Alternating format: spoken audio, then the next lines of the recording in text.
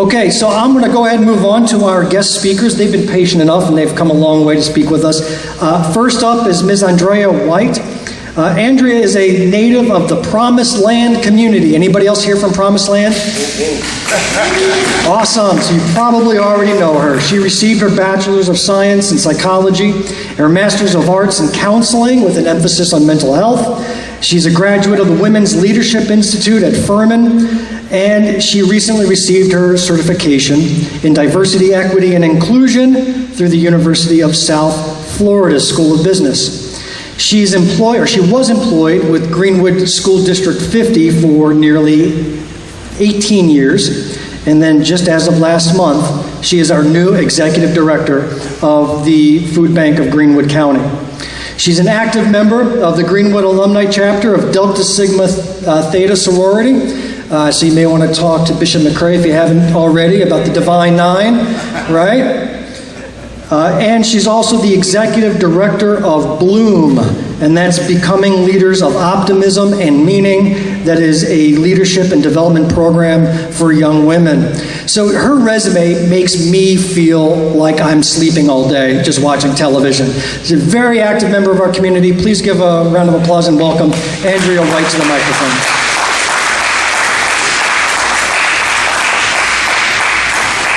Good morning, and thank you, Mr. Kimmler, for the extend the invitation to come and speak this morning. And I don't know why I'm nervous, because I do this often, but anytime that you're in front of colleagues and community activists, you're always nervous. But I give honor to God, who's the head of my life. I will not recognize the Lord, because He has blessed me indeedly over the last few years. So I give honor to Him and to all of the elected officials, Senator Nicholson, Representative Parks, and Bishop McCrae. Thank you all so much for being here this morning, and to my home team, Promised Land in the house. The guy from the Index Journal came to interview me a couple of weeks ago, and I said, make sure you include Promised Land, because I'm from Promised Land, not Greenwood. So Promised Land will always be at the forefront of my mind. And to so many of the AME members that I see this morning, thank you all so much for being here. Sister Wanda, Mrs. Thompson, and so many of you, and even some of my volunteers that come to the food bank on a weekly basis. Thank you all so much for being here. As Mr. Kimmler shared, I had just took the position of being the Executive Director for the food bank for Greenwood County July 1st, and it has been one of the tremendous things I have ever done in my life, and to serve and to provide the basic necessity of the people in our community has been so rewarding. To see my clients come through the door on a weekly basis, our seniors, some of our kids. So it's been a tremendous blessing to my life to lead this organization.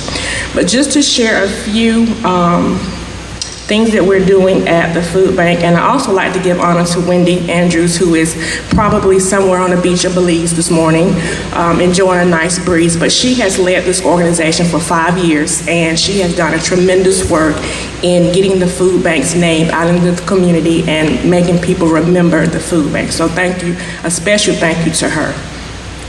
But some of the programs that we have at the food bank is our emergency pantry, which we feed on an average basis. Since I've been there, we've really fed at least 800 families, individuals, and people in our community.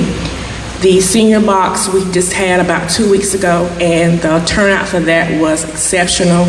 We had family, seniors from the Meals on Wheels organization to come and get boxes, and to see them come in the door lined up, and they were actually lined up to get those boxes at 8:30, because I got there a little earlier that morning, and to see them waiting to get those boxes just warmed my heart. And like, you're gonna do this again next month? Yes, ma'am, we're gonna do this again next month. So we do the senior boxes, and we also provide backpacks for kids and students in District 50, 51, and 52.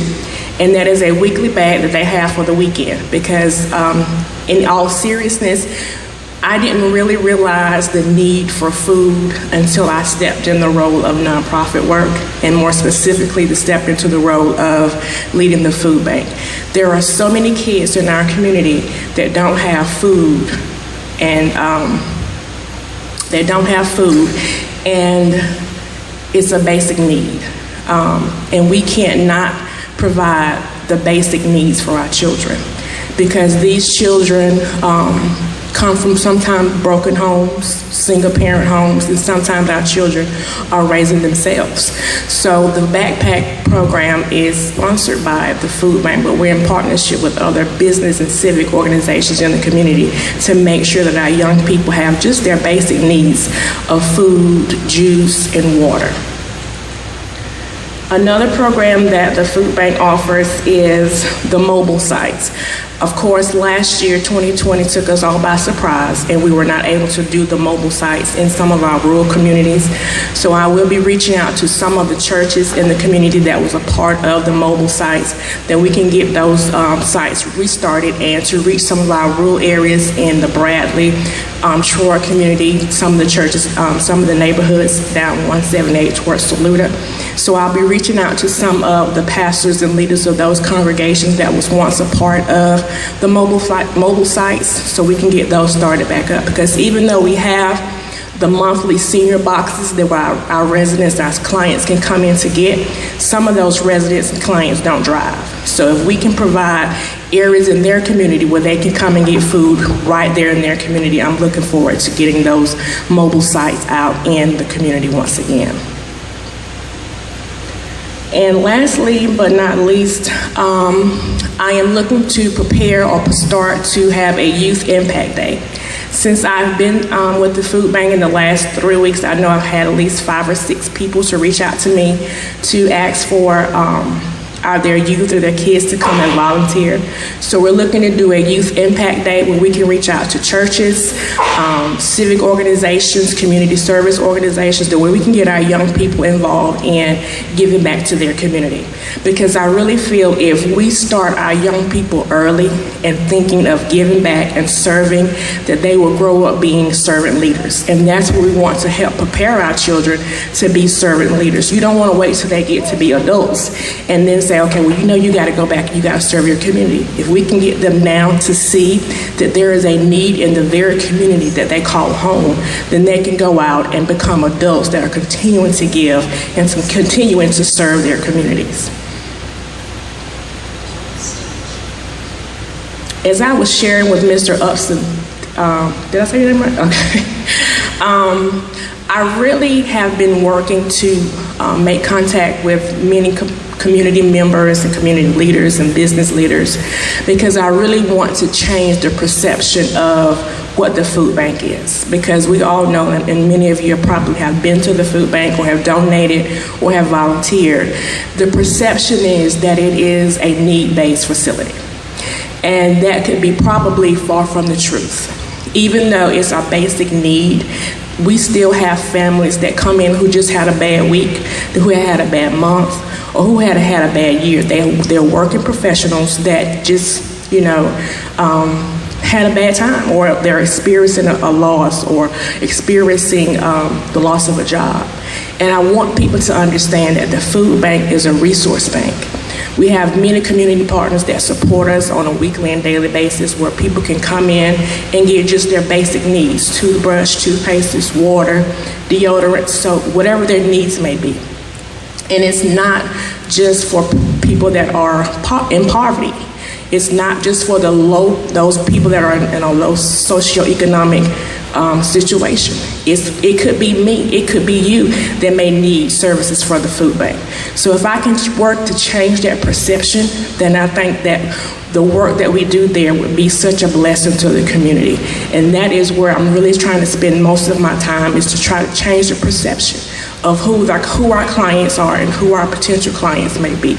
And I thank you all so much, that those of you that volunteer, that you provide donations for. I thank you all so very much, and just continue to support the food bank and support the level that we're trying to take the food bank. And I'll entertain a few questions if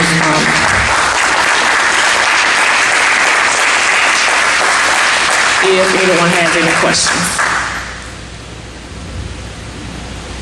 Seeing none, thank you all so much, and thank you for the opportunity. Okay.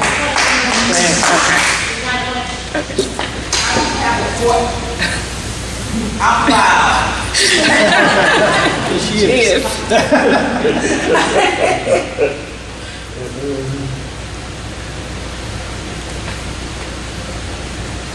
I really don't have a question. I just really have a statement. For the last 2 years, you know, I live in Cokesbury, and we used to do the summer program. And for the last 2 years at St. Paul, we did the feeding program, and just some of the things Ms. White was saying, the need is out there. You know, a lot of time, I'm not going to get emotional. I'm a very emotional person, but the need is out there.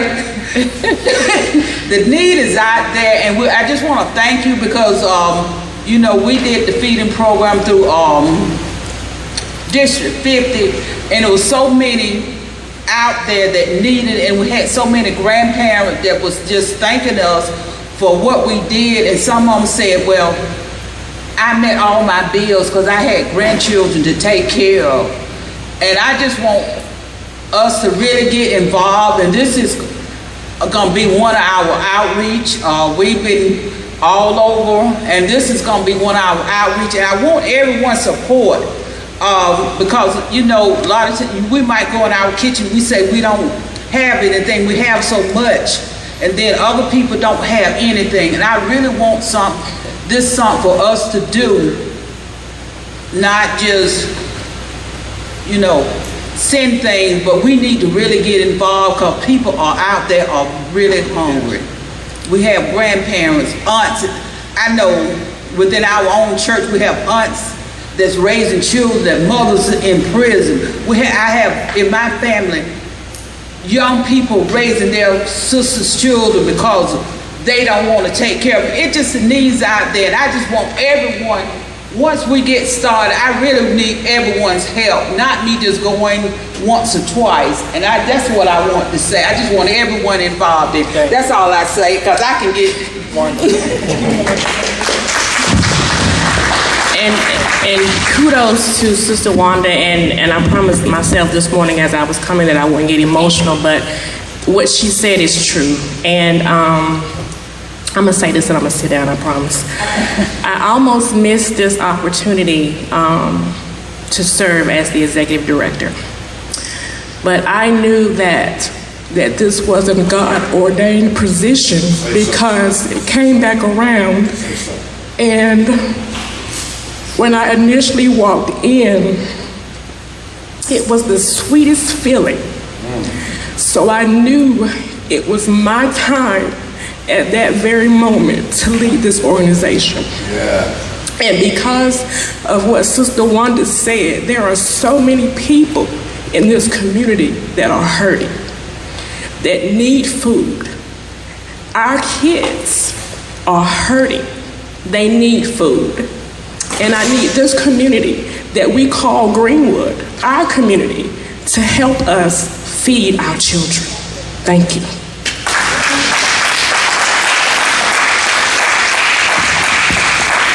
That's incredible. Yes. So, you know, we talked about being informed and inspired, and Ms. Andrea brought it in spades. So thank you very much for your time. Yes, Charles. I just got one quick question, Ms. White. In the previous years, the party used to support empty votes. Will you be continuing that program?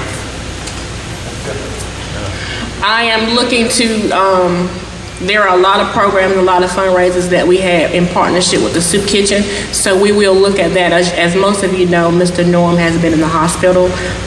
So I'm not really sure the direction of the Soup Kitchen at this present time, but that's actually on my list to do some information, to get some information for that. Information already out. They will be having empty bowls. Yes, sir. Okay. We are planning that again this year. We supported Empty Bowls last year, and we received the information this year. It is a very good program.